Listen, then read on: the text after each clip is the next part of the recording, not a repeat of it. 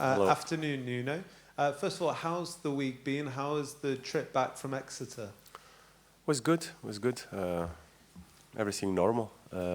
Recovering the players that, due to overtime, made a big effort, but trying to get them back to normal. Yeah. In terms of team news, just to check on a few players. First of all, how's Tyrell Winnie having come off? Yeah, we still have he broke his nose, so he's in pain. He's just in the medical department, and waiting for the right protocols to be followed, and we have to wait and see if he's available. This was a concussion, so we have to be really careful. Is he okay though after suffering Yeah, that he injury looks. in terms of mentally? Yeah, he looks okay. He looks Yeah. okay. He's smiling with pain, but in these situations we have to be careful and have the right protocols and 2 or 3 days to settle down and see if he's going to be okay. Of course. Just Yeah. wanted to ask about Callum Hudson-Odoi as well. How's his recovery going? He's progressing. He's progressing. He joined the group yesterday. Today also part of the sessions. We still have tomorrow to assess him and a lot of players due to a lot of knocks, but we still have a training session. If all going well, would you expect him to be in the squad, in contention at least for Fulham? Yeah. I'm positive. I'm positive that, but we still need he's 100%. Let's wait and for tomorrow. I'm positive about it. Yeah. That's very good news. Yeah. Looking ahead to Fulham, back in the Premier League, I mean, they won earlier in the season. I know you're always looking game to game, but do you think the squad will have extra motivation looking to put that result right? No, it's not about that. It's about the way that we approach all the opponents. And Fulham is a very good team, so we have to be ready for a tough match. Do you think perhaps after the next month, when you've played Fulham, you also have a bit of a tough run with Newcastle, Arsenal, Manchester City? You think I'm gonna? I'm not, that's not even in. I'm just thinking about tomorrow and preparing well the match. It's gonna be a tough match. Let's not go look ahead of that. Is it difficult, though, with all the excitement at the moment around how well the side is doing, where they are in the table, to maintain that focus? Not necessarily for you, but for the squad, for the fan base as well? We have to enjoy it. This is what we've been saying. We have to enjoy it. I think the players enjoy working together. They enjoy competing, and we are looking forward to the match. Nothing changes. And last time I asked you about contracts, it was before Chris Wood had signed his extension. You said you're very hopeful on him, but also Ola Aina. Just on Ola's situation, are you hopeful that there could be some good news soon? Yes, I think so. I think so. Things are going well. I think, like I said, I'm positive and confident that everything's going to be solved. Very good news. Thank you very much. Thank you, Dan. Hello. No. You hear a lot of talk, particularly after a night like you had the other night, about the depth of your squad, and you hear concerns raised. What do you think when you hear those concerns about the depth of your squad, that injuries, should they happen to you, would particularly hurt you? I don't have to think about things when they don't happen. When things happen, then we have to find out solutions, and that is what is important for us regarding the depth of our squads. I think that we have solutions.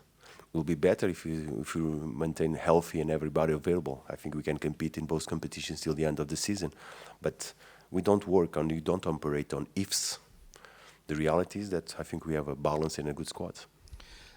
Some would say, the phrase, you made hard work of the cup tie. Others might say you were tested in a very different way and emerged successfully. How do you view the impact of your cup win over Exeter and the draining nature of it as well? It was a very late finish, of course. Yeah, but it was massive for us. It was very important that we achieved what we went to Exeter to do. We went to try and proceed.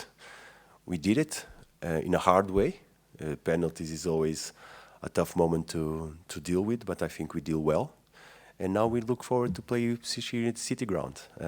But it was hard conditions. The pitch was very, very, very difficult. Exeter was excellent. They were organized, really, really compact. Goalkeeper made huge saves. So it was a tough test for us. But I'm really happy that we made it. And now a very different test, back to the Premier League. What differences will we see this weekend and in the challenge that Fulham will give you? Mainly because Fulham is a very good team with the good players and a good manager. We expect a tough match, so it's going to be a new game that we have to be ready, knowing to achieve something at Fulham we have to work very hard and play good. I mean, Exeter isn't exactly Europe, but they often say when you've had a team has had a draining midweek game or a fixture, it can have an impact on the next game. How do you think it will impact you that you had that in the week? It will have an impact, but the best way, the impact is that it's positive because we made it. So every time that you have to prepare the next match, when you come from a win, it's easier. And Marco Silva has got Fulham ticking over very nicely, quietly. What do you make of him and them? Very good, very good. Marco has been in the club for a long time now. The team, I think, it's mature. He has energy. He has quality all over the place, and he's been together for a while, so the routines are there. We've been looking at. We know it's going to be very good, but at the same time, we are positive that we can compete well. Thank you. Thank you. Hi, Nuno. Hello. Does it say a lot about longevity of a manager and the benefits of leaving a manager be to progress the job that Marco Silva's done at Fulham? Of course, it helps. It helps. I think not only but by the time that the manager is there, but by the time that the manager is with the same players, that makes a big difference. Who have you highlighted as their biggest threats? Because they put more crosses into the opponent's penalty area than any other team in the Premier League. All the team. They are very good. I'll take you back to Dubai for a moment, not literally, obviously, though that would be nice. What did you get out of the break that you were able to have over there? Not a break, training, but a little bit of warm weather. What do you get out of that as a group at this stage of the season? We felt good. It was good to be there. We work intense and we had good training sessions, but at the same time we had time to be together off the pitch during our meals. We had time to make some activities together. That reinforces what we want, is that the players really build this tight bond among themselves. So as I see, as the week goes, was good. I think it was good for us to go. We were all very impressed by Sorry? We were all very impressed by your dive off of the top board that we saw on the socials. I didn't know that you had that in your locker. I love it. I love it since I was a young man every time, and I made some mistakes going to high places when I shouldn't go and make people concerned about it. But I could not resist it. So that wasn't too high for you. That was No. Charles. That was 6 meters, no? 6 meters. Yeah, but it's something that I like to do.